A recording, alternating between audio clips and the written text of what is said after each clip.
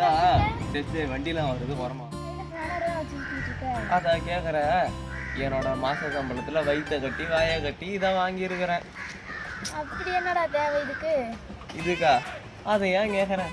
என் பாப்பா முனியம்மா இருக்குது இல்லை, அது என்ன பண்ணிடுது, சைக்கிளை வந்து பார்க்கிங் லாட்டில் பார்க்கிங் பண்ண சொன்னால் போயிட்டு கரண்ட் கம்பத்தில் பார்க்கிங் பண்ணுவேன். கரண்ட் கம்பத்தில் பார்க்கிங் பண்ண பக்கத்து வீட்டுக்கார அடுப்பில் போய் பார்க்கிங் பண்ணுது. என்ன பண்ணுறதுன்னு தெரியல. அதை தூக்கிட்டு மெக்கானிக் ஷாப் போனால் கல் எடுத்து அடிக்கிறான் என்ன வெளியே நின்று. ஏன்னு கேட்டால், டே தம்பி, நீ சைக்கிள் சேல் பண்ண வச்சுருந்த காசுக்கு புது காரே வாங்கிட்டு போகிறான்னு அவன் அடிக்கிறான். நான் என்ன பண்ணுறதுன்னு ஒன்றும் எனக்கு புரியல. அதுக்கோசரம் தான் இதை வாங்கியிருக்கிறேன். வாயை கட்டி வயிற்று கட்டி வாங்குற அளவுக்கு இது என்னடா ரேட்டு? இதா ஒரு 12,000 ரூபா வருது. மாதம் ஒரு 17,000 ரூபா இஎம்ஐ கட்டுறேன். அவ்வளோதான், ஜஸ்ட்டு வேறு ஒன்றும் இல்லை. அந்த கடைக்கார சொன்ன மாதிரி நீ இதுக்கு ஒரு காரே வாங்கிடலாம். கார் வாங்கலாம், ஆனால் காரி ஒழுங்காக பார்க்கிங் பண்ணாது. காரை என்ன பண்ணணும், எடுத்துகிட்டு போயிட்டு வேற எங்கேயா பார்க்கிங் பண்ணி வச்சிரும். நம்ம வீடுன்னு நினச்சி பக்கத்து வீட்டு மொட்டை மாடியில் பார்க்கிங் பண்ணிடுறேன் பாப்பா. அந்த பெரிய பிரச்சனையில் தான் நான் இதை வாங்கியிருக்கிறேன்.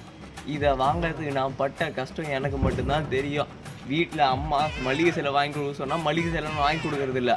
மாதம் எனக்கு வர சம்பளமே 10,000 ரூபா வருது. அதில் நான் 12,000 ரூபாய்க்கு இதை வாங்கி 17,000 ரூபாய் இஎம்ஐ கட்டுறேன். என்ன பண்ணுறதுன்னு தெரியல. எல்லாம் என் பாப்பா முனியம்மா கோசம் தான். இதுதான் என் உயிரை. கான்ஃபிடண்டா இருங்க, நல்லதே நடக்கும், வெற்றி நிச்சயம்.